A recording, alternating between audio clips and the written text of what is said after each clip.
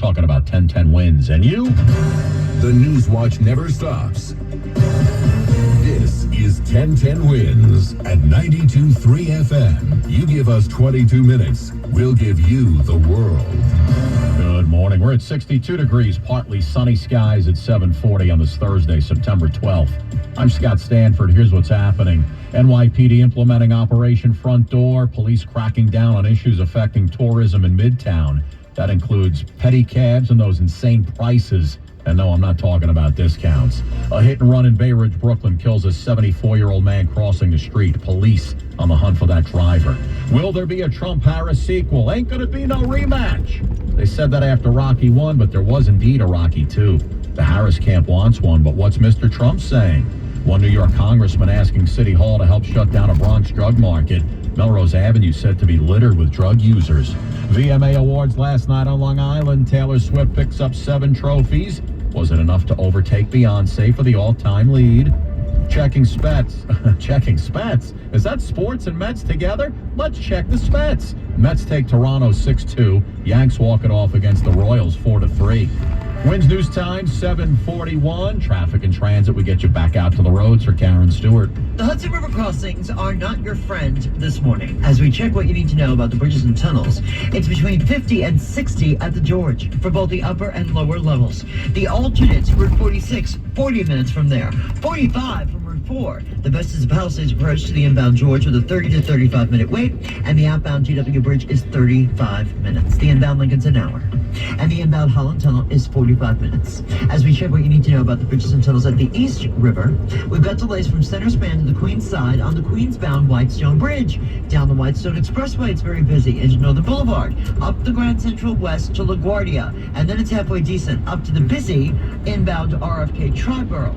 We're downright heavy on your approaches of Northern Boulevard and Queens Boulevard to the inbound 59th Street Bridge. The Queens Midtown Tunnel has the LIE backed up to Van Dam, and the inbound Brooklyn Battery Tunnel is slow with Gowanus delays that start at 65th, go up into 3rd Avenue, and then it's pretty jammed from 3rd Avenue, traveling out into the inbound side of the Brooklyn Battery Tunnel. Taking a check of Long Island, the westbound Southern State, at exit 32 for Route 110 in Farmingdale. There's an accident causing some slowdowns. It's off to the shoulder, however, and the LIRR is on time. And our next report's in less than 10. I'm Karen Stewart, 10-10 Wins on 92.3 FM.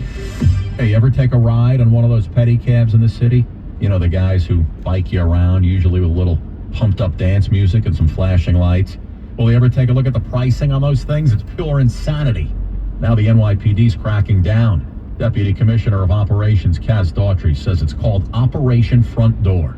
And they're going after illegal street vendors and pedicab drivers who harass tourists at these crazy prices. Look at the side of the pedicab. It says $8.99 per minute. Can you imagine? What ride are you going on for $8.99 per minute? Yeah, what you don't see on the sign, that's $8.99 per person. So a 5-minute ride for 2 people, you can just figure this out. You multiply by 2. That's a real bargain at $89.90. Get out of here with that. Eliza Petrosian is a tourist from Armenia. She said she's had her run-in with some of the vendors. This is very terrifying us because they all the time they're approaching to us and like suggesting some bags. During yesterday's sweep, 24 pedicabs are confiscated, 3 people arrested. A 74-year-old man was killed by a hit-and-run driver last night in Bay Ridge. Police say the victim was crossing Ridge Boulevard near Bay Ridge Avenue just before 9 o'clock. That's when he was run down by a white SUV heading north on Ridge Boulevard. The driver took off, did not stay at the scene. Police are now on the hunt for that vehicle and the person who was behind the wheel. Well, Bedford Avenue in Brooklyn is booming with business, and that means traffic. But last night, construction began on this very busy corridor, and it's going to look a whole lot different next year. The bike lane on Bedford is getting a facelift. It'll be reconstructed along a 1.5-mile stretch from Dean Street to Flushing, and it's being redesigned to protect bikers. The DOT is also going to be adding pedestrian islands and new loading zones to better manage delivery trucks. Bikers we caught up with on the go said they're most excited to hear their safety is coming first. It's just really congested on the street, so either way, it's not the best street to ride your bike on. Oh, absolutely. I feel like I almost get in an accident like every day. The DOT will also create a critical cycling link here as more and more bikers hit city streets. Construction is expected to be finished by the end of the year.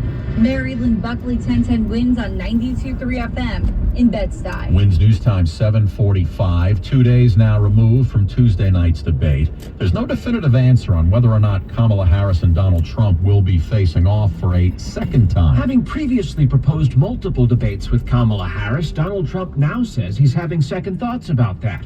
He told reporters outside the fire station in Shanksville, Pennsylvania. You know, when you win, you don't really necessarily have to do it a second time, so we'll see. But I thought we had a great debate last night. Harris's campaign says the vice president is ready for a second face-off, asking in a statement, is Donald Trump? Stephen Portnoy, ABC News in Washington for 1010 Wins on 92.3 FM. Well, Congressman Richie Torres is sounding the alarm about what he says is an open-air drug market at a busy transit hub in the South Bronx. Business owners and residents in that area are fed up with the conditions. Commuters are having to step around people slumped on the sidewalk here at the corner of Melrose and East 149th Street, and business owners have to clean up after them. The area known as the Hub has become a hub for drug use and homelessness. Look at them, they're all high. Jamie Roop Ranana scrolled through dozens of photos on her cell phone that she shows to police. Like today, the guy threw up out there and I had to go and I had to clean out there. This is before we open up the shop. Business owners believe part of the problem is outreach workers who provide clean needles to users each night. Marla Diamond, 1010 Wins on 92.3 FM in the South Bronx. Well, we reached out to City Hall and they said, we are aware of the concerns that Congressman Torres raised in his letter and look forward to partnering with him to ensure a safer, more livable city for all New Yorkers. So it looks like JT is ready to cop a plea in his Hamptons drunk driving case, and that sounds like it's happening tomorrow. The Suffolk County DA's office is expecting Justin Timberlake to walk into the Sag Harbor courthouse on Friday and take a plea deal in his drunk driving case that has made national headlines. It was on June 18th that Timberlake is accused of driving drunk on Madison Street in the Village in his new BMW. His mugshot shows bloodshot eyes. The officer on the scene says the pop star also had a strong odor of alcohol on his breath. Timberlake told police he had one martini and was following his friends home. The officer says he failed a field sobriety test. The 43-year-old refused a breathalyzer test. His attorney right now had no comment. Sophia Hall, 1010 Wins on 92.3 FM in Suffolk County, Long Island. Wins News Time 7:48. There's a guy running around naked in South Brunswick. Police say this lunatic's running around with no clothes on, wearing a mask and approaching women. Officials say the last incident came on Tuesday in broad daylight.